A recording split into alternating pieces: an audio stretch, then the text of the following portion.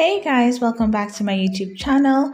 I'm Solange for those of you who are new here. So happy to have you. In this quick video tutorial, I'm going to show you how to sew on two different types of buttons. So at the top row we have some shank buttons. Second row we have flat buttons with 4 holes, and third row we also have flat buttons with 2 holes.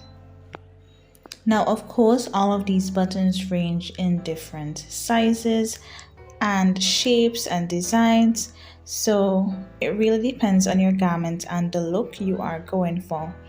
So for the shank buttons, this one is fully covered in fabric and it has a loop at the back in which you sew your thread through when you're attaching it to your garment. This one has a metal ring around the edges and the fabric at the top, and this one is fully metal. However, all of them has the common loop at the back of each button. Now, these ones are called flat buttons as mentioned before.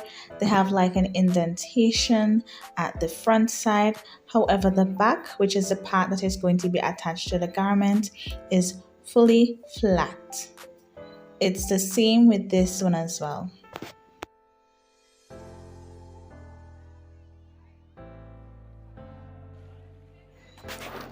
These type of buttons are also flat buttons. The difference is that they have 2 holes instead of the 4 as in the previous ones. And these buttons, they come in so many different shapes, sizes, designs. I mean, take a look at this one. This is heart shaped, and even though it has so many designs on the front, if you look at the back carefully, right where the holes are, there's a flat area so that it can be easily attached to your garment. For this quick tutorial, you're going to need some buttons, of course, your needle and thread, scissors, snips, and some scrap fabric that you can use to practice on. So I've put a mark indicating where I want my button to be sewn on. My needle is already threaded. However, I have a video on how to thread a needle for hand sewing if that is something that you need help with. So I'm going to start by putting my needle to the wrong side of my fabric, bringing it to the front side. Then I'm going to take my button, starting with the shank buttons, and take my needle and shove its thread through the loop area of the button, ensuring that I'm holding my button in place as carefully as I can. I'm now going to take my needle and push it through my fabric so that it will now be on the wrong side of the fabric again, or the wrong side of the garment in the case we're pretending this is an actual garment that we're sewing our button onto. The next thing that we're going to do from here is again shove it back to the right side of the fabric. At this point, your needle doesn't have to go through the loop, because as you can see where the loop is, all you have to do is overlap your needle so that the thread passes through the loop and onto the wrong side again. And you just basically keep doing that for a few times until you feel as though your button is sewn on firm enough as you like. I usually would sew this about 5 to 7 times just to ensure that the button is secure and sewn firmly onto my garment. So you just keep doing that and checking the strength of your button onto your garment to ensure it's as firm as you want it to be. Once that is done, guys, you can go ahead and end your threading through the wrong side of the fabric and tie off your knots. And in my how to thread a needle video, which I will link in the description, I also showed you how to tie off this knot. And this is what we have here with our shank button sewing on tutorial. And you can see the wrong side as well is secured, as well as the front side, neat and nice. For the next button demonstration, I'm going to use my 4-hole flat button. Again, I've marked on my fabric where I want my button to be. Starting on the wrong side, I'm inserting my needle so that it can come through on the right side, and you can just pick any part that you wish. Please ensure that the flat part of your button is going to be faced on towards the garments. And I'm going to do an X style button attachment for this one. However, you can choose to go side to side, up and down. However, whichever design you like your button to be. But for this one, I'm going to sew it in X.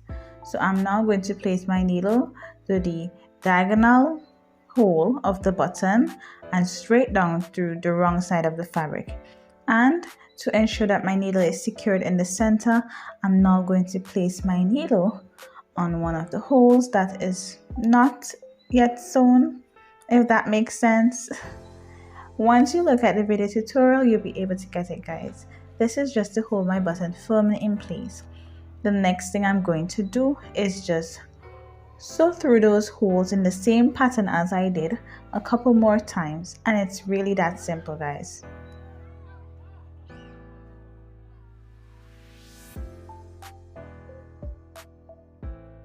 And of course, while doing this, you're checking to ensure that the wrong side is also neat.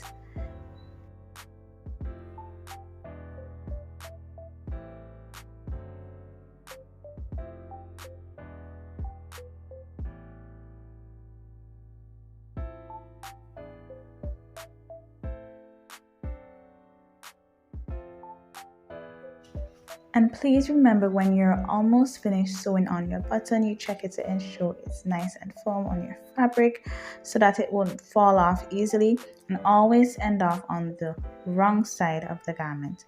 You never ever want to tie your knot on the right side. That will not be, cute at all. And we're going to tie it off the same way as we did with our first button.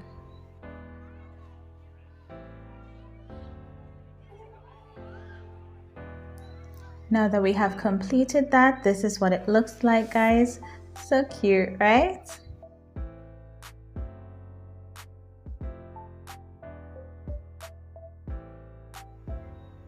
And this is what it would have looked like if you decided to do the crossways or the downways style of your 4-hole flat button.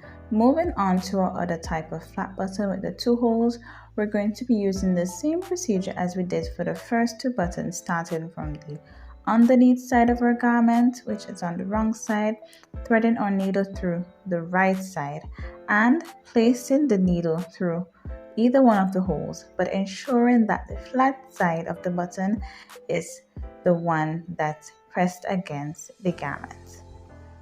And for this one, it's super easy. You're just going to follow the pattern, take your needle, push it across the other side of the button, and going underneath, ensuring that your needle comes out at the same side that you began with in the first place, and crossing over to the other side. And as usual, you just want to do this like a couple times, probably like 7 to 8 times, just to ensure that the button is sewn on firmly on your fabric. What's the point of using buttons if you're not gonna sew it strong on your garment? You don't want it to drop off and then you're gonna have to sew it again. That would just be a waste of time, right? And guys, once that is done, you end with your needle on the wrong side of the garment and tie it off the same way as we did with the other 2. And it's really, really that simple, guys. Here is a final look of the different types of buttons that we've sewn today. I really hope that you learned something and that you enjoyed this video. Don't forget to subscribe to my channel. Until the next video. Thank you, guys. Take care.